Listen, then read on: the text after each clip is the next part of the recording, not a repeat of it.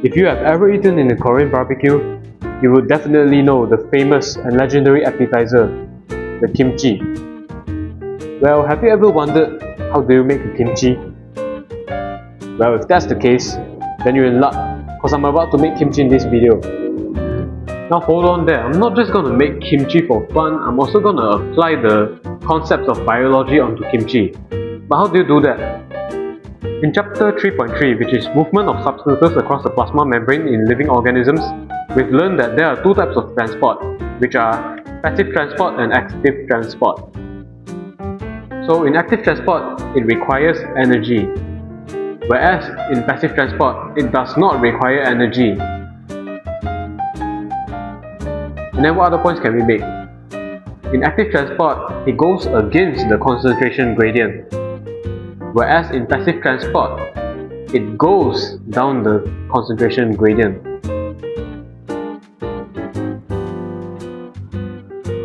There. So for kimchi, I'm going to apply the concept of passive transport onto it. So I'm going to use osmosis. And what is osmosis? Osmosis is when high water potential goes to lower water potential through a semi-permeable membrane. So this means that it is going down the concentration gradient, as I explained earlier. So how do we apply osmosis into kimchi? When fermented, the kimchi, which is the cabbage, it will be hypertonic to the extracellular environment, which in this case is going to be the sauce. Now let's draw things out to make things easier to understand. So we have the jar, we have the kimchi and the sauce. So the sauce will have lower water potential, whereas the kimchi, it will have a higher water potential. So what does this mean? It means that water from the kimchi will start to diffuse out of the kimchi from the cell membrane via osmosis. So now let's just look through the recipe. Never mind, it's too long and gave up. But it's okay, because we can just figure things out on the spot. So here's a clip of me washing the cabbages, and just like magic, I'm already done. So now let's just quickly chop up the cabbages that I washed earlier and then leave it aside in a bowl to rest.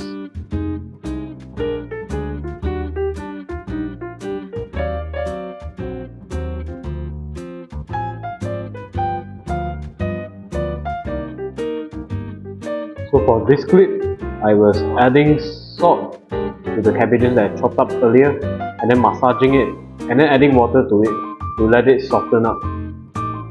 Now, why will the cabbage soften up? This is because for the salt water, it will have a lower water potential, whereas in the cabbage, it will have a higher water potential.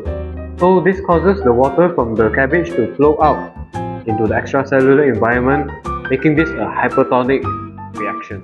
So while waiting for the cabbage to soften up, I decided to make the sauce to be a little bit more productive and to save time.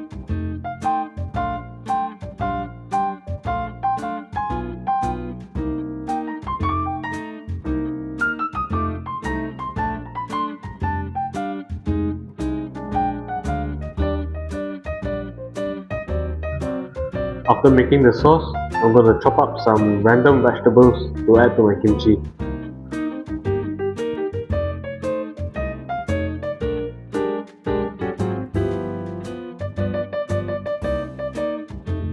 After doing all of that, I'm going to weigh the container that I'm going to be using later so that it could be subtracted with the mass of the kimchi later to get the initial mass, so that I can compare it with the final mass after fermenting. Now after all of that comes the most crucial part of making this legendary fermented kimchi, which is combining everything together and then leaving it to ferment in a dark corner.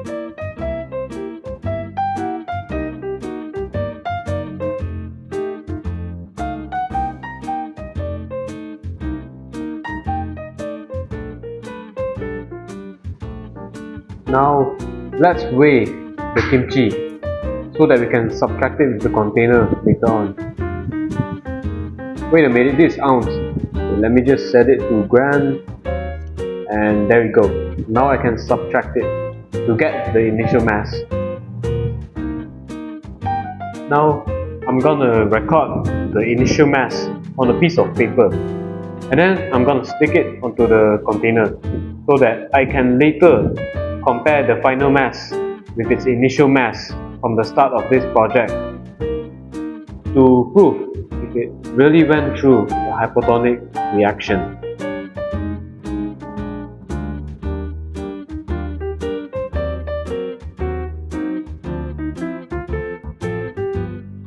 Good night, my kimchi.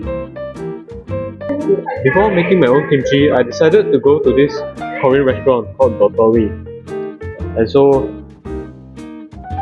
well, it came with kimchi, so I had to taste it so I could get a clear view on how a kimchi would taste like.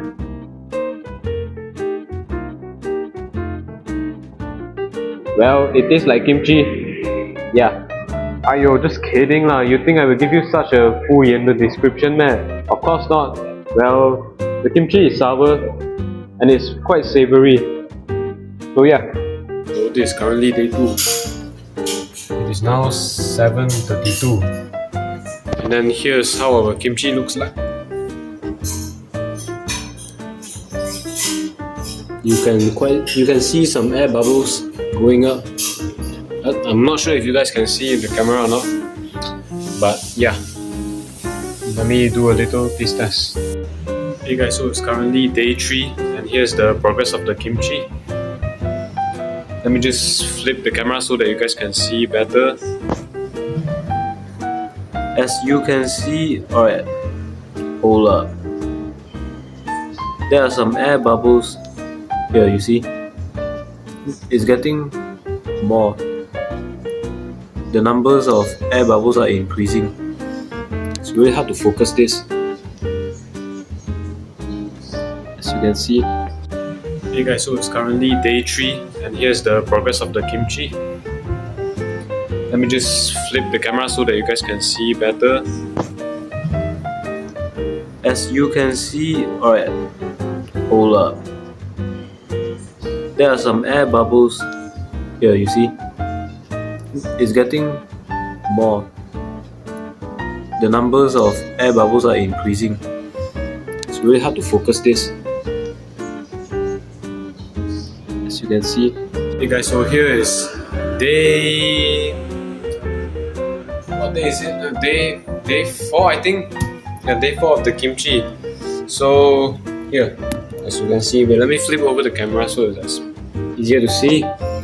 Well, the amount of air bubbles is the same, but there's something different. There's a strong smell coming out from the kimchi, which is just a typical kimchi smell. So yeah, that's day 4. Hey guys, so it's officially day 5, which is the last day for the fermentation of the kimchi. So now we will see whether the kimchi had decreased in mass and whether is it sour. So let's see. Here's how the kimchi looks after 5 days of fermentation. As you can see, there are a lot of air bubbles trapped within. Okay, let's open this thing up. Okay, first let's measure the weight of it.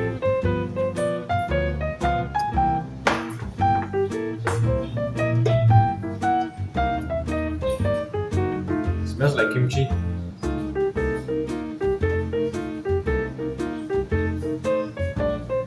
Wait a minute, it increased in mass.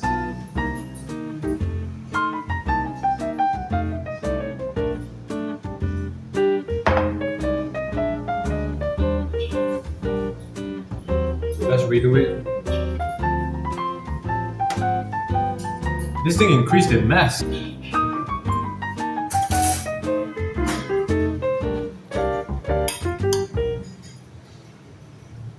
And don't worry guys, I washed my hands already.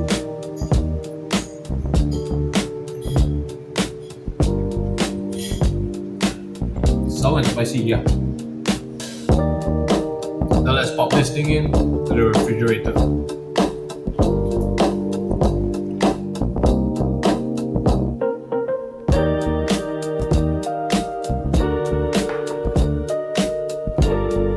So was this project a success? Well, I would say yes, it was a success.